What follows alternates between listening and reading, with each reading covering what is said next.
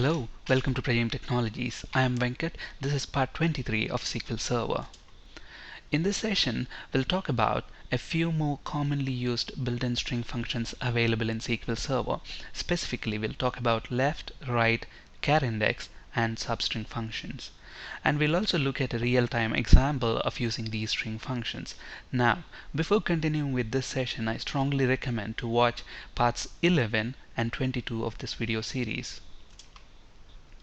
Okay, so what is left function? Left function returns the specified number of characters from the left hand side of the given character expression. Let's understand what we mean by this. So select, let's say I have a string called ABCDEF.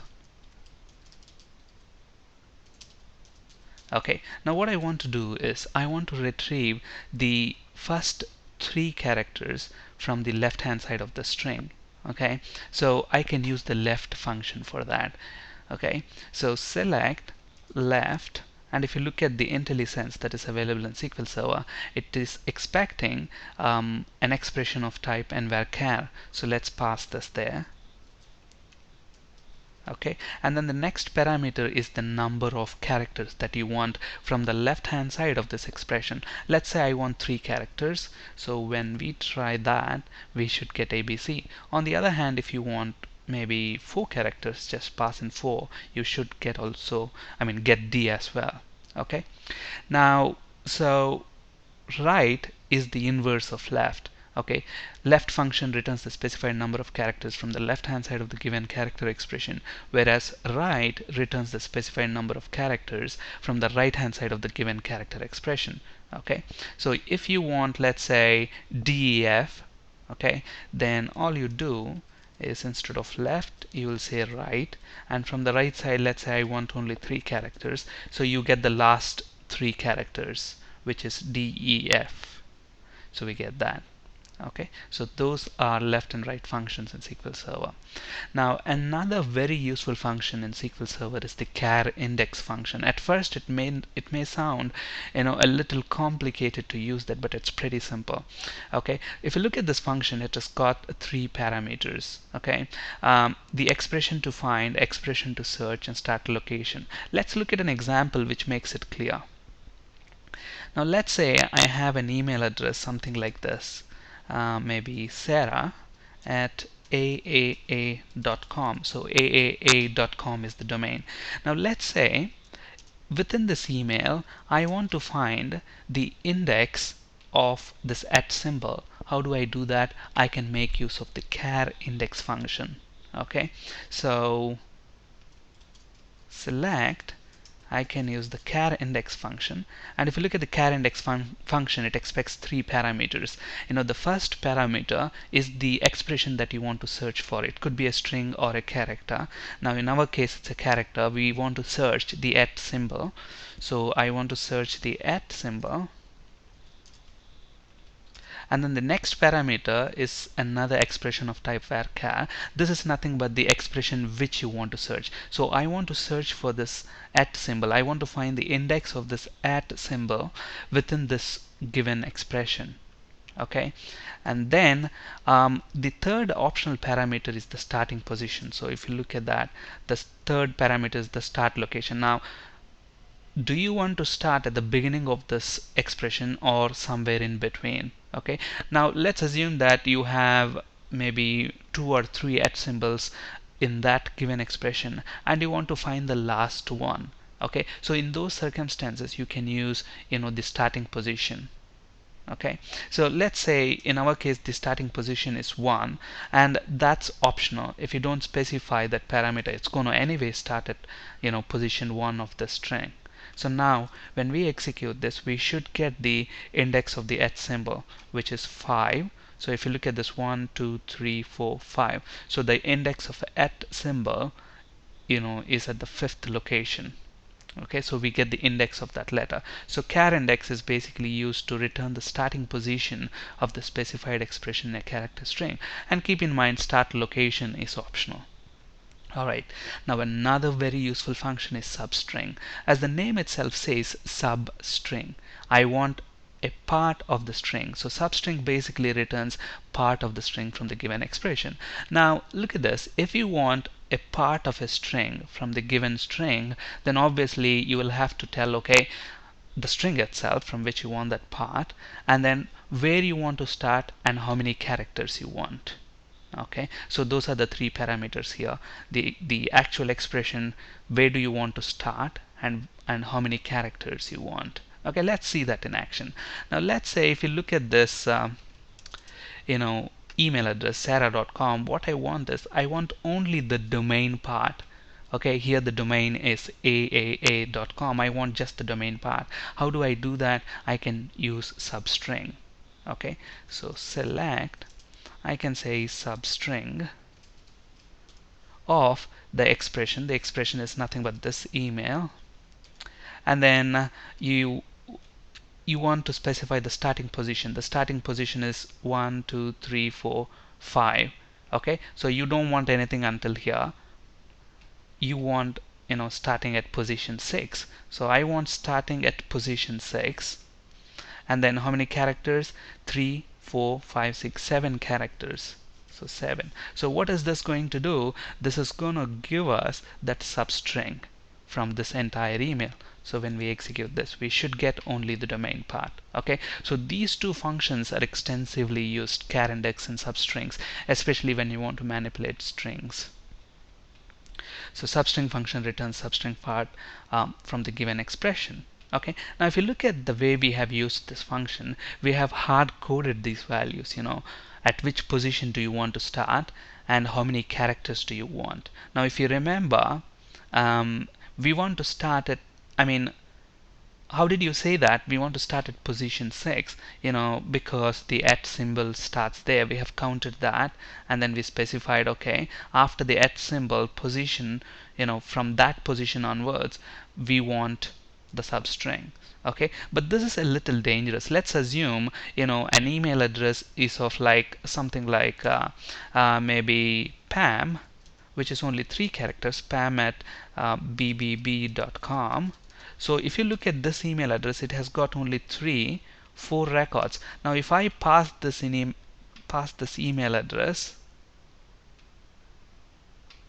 to this substring function, look at what's going to happen. It doesn't give us exactly what we want.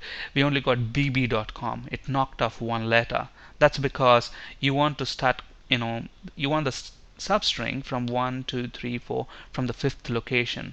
Okay, but here it's the 6th location that we have specified. Now when we do this, we get that correctly. So that's the issue with hard coding. So instead of hard coding, what you can do basically, you can use this char index function, which will calculate the index dynamically. So you want the char index of whatever. So I want the char index. Here it is spam at bbb.com. So instead of hard coding that, we can just pass the email address. And now when we execute this, we should get the same result, except that, okay, and another thing, look at this, since we have hard coded that, okay, and if you look at this one, we are actually getting rid of M, and we got this extra letter at symbol there. And to get that, because we don't want to start at that position, instead we want to add 1, because the char index of at symbol will give you 1 2 3 4, but you don't want to start at 4th location, you want to start at 5th location, so add 1 to that. So now when you execute this, you should get what you expect. Okay, and similarly you can also dynamically calculate the number of characters you want. How can you calculate the number of characters you want within that string? Look at this. In this string, I want to start at this location. Okay, and that you have specified using char index. Okay, and the next thing that you have to tell, okay, from this location, how many characters do you want? Okay, now if you want to get the total number of characters that are available here, don't you think if you get the total length of this string and then subtract the char index of at symbol, because the char index of at symbol, what will it give you? It will give you 1 2 3 4, and the total length 4 plus 7 11. Okay, from 11 subtract 4. okay, which will give us 7.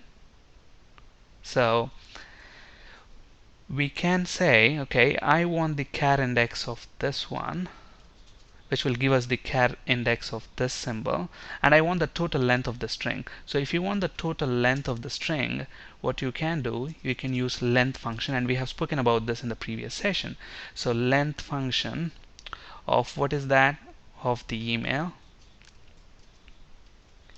And then from that length, we want to subtract the char index of the @ symbol.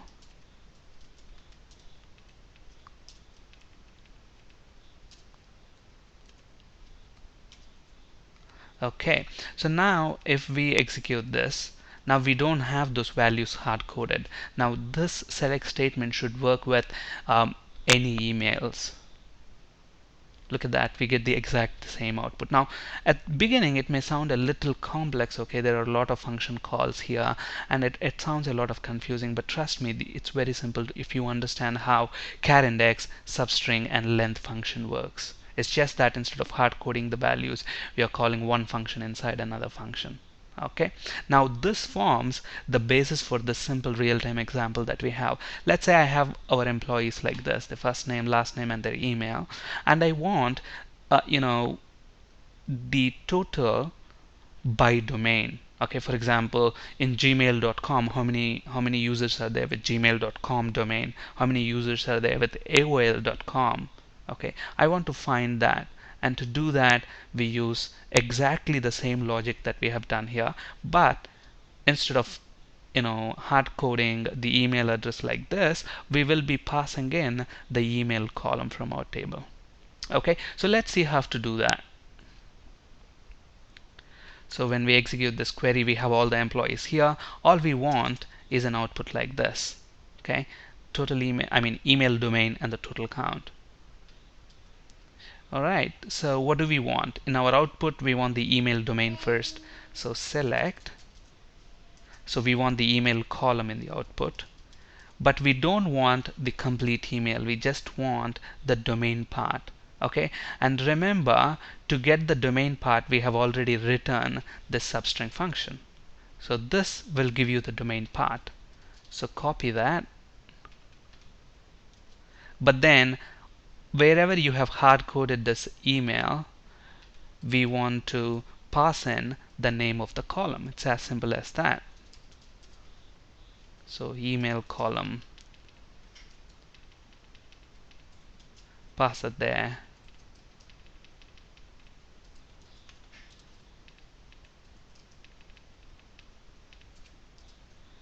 Okay, so from where we want, from TBL employee table.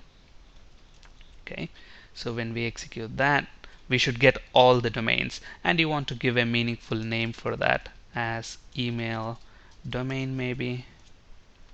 So when we execute that, we get the email domain, but we are getting all of the domains. Now if you have watched part 11 of this video series where we have spoken about group by, now it should be pretty simple to group those emails by the domain right now. You can just group them by this particular column and you're done.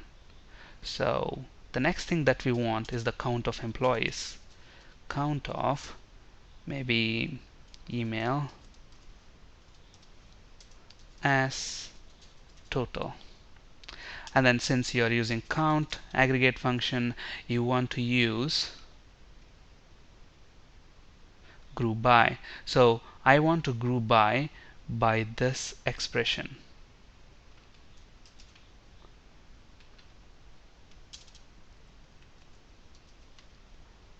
Okay.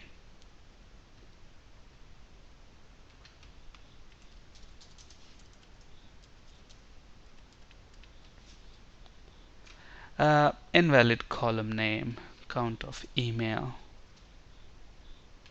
Okay. So you should get the output that we expect, email domain and the total. Okay, and there are other ways of achieving this one, but since we are talking about string functions, I thought it's better to use those functions and achieve this output. On this slide, you can find resources for ASP.NET and C# interview questions. That's it for today. Thank you for listening. Have a great day.